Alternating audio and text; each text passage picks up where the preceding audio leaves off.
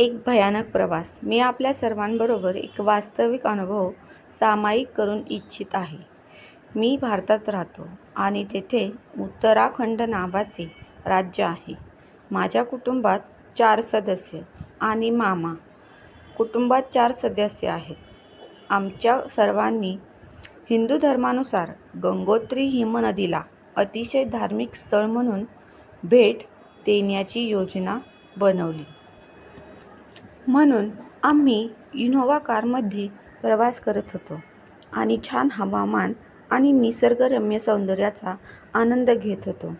महामार्गावर उत्तरकाशीजवळ उत्तराखंड राज्यातील एक शहर जवळच आमच्या कारला पंक्चर झालं आणि सायंकाळी 5:30 वाजण्याच्या सुमारास ड्रायव्हर आणि माझ्या वडिलांनी पॅरामीट सेट केलं आणि आरक्षित जागी टायर बदलण्याची प्रक्रिया सुरू केली.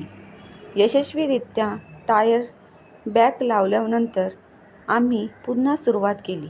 त्यानंतर अचानक एक वाय यार्डच्या आत हवा गळतीचा आवाज येऊ लागला.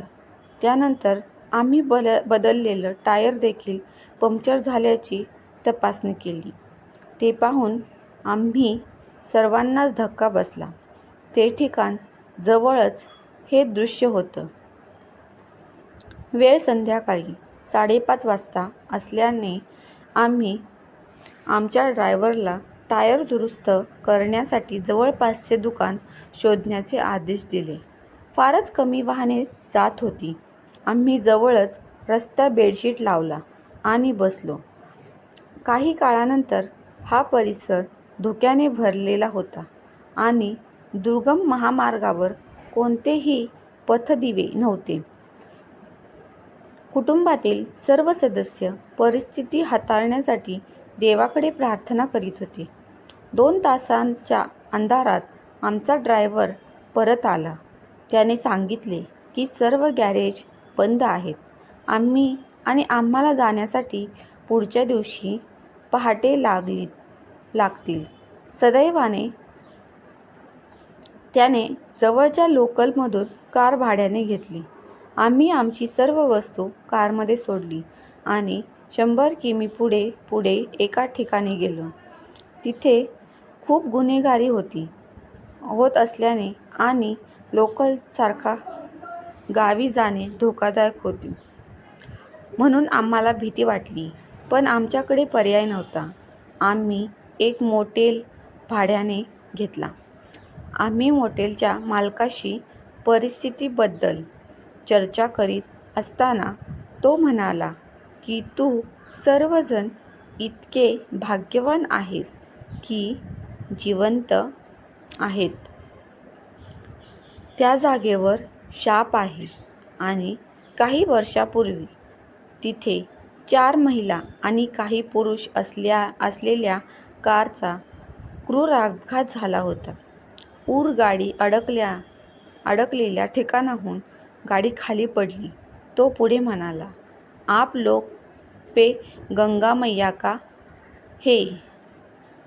आपल्याकडे देवी गंगाचा आशीर्वाद आहे. त्याने हे जोडलेले की भूत ते बळी सहज सोडून देत नाहीत.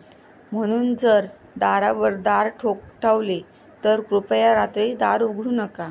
आम्ही घाबरून गेलो आणि आई आणि काका प्रार्थना करू लागले.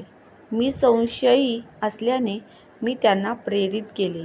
आम्ही सर्वांनी दरवाजे न उघडण्याचा निर्णय घेतला.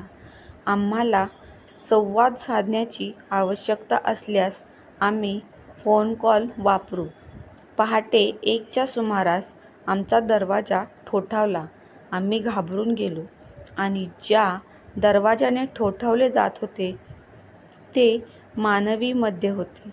आम्ही खोलीत धरून ठेवले आणि माझ्या वडिलांनी सतत कौन है का जो तेथे आहे ओरडले.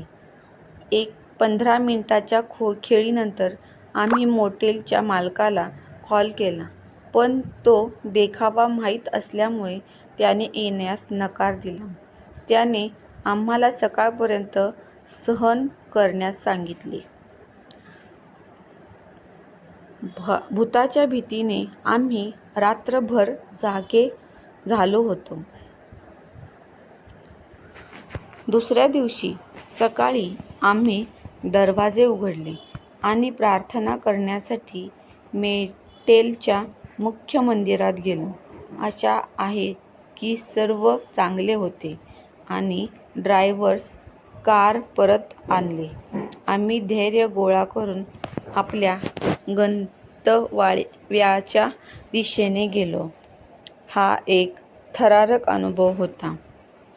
आम्ही बऱ्याचदा त्या सीनवर चर्चा करतो आणि हसतो. सर्व काही कदाचित आमच्या अंधश्रद्धाळू स्वभावाचे बीजकोष होते, पण मी तिथे गेलो होतो आणि या दृश्याने मला थरथर कापत होतं.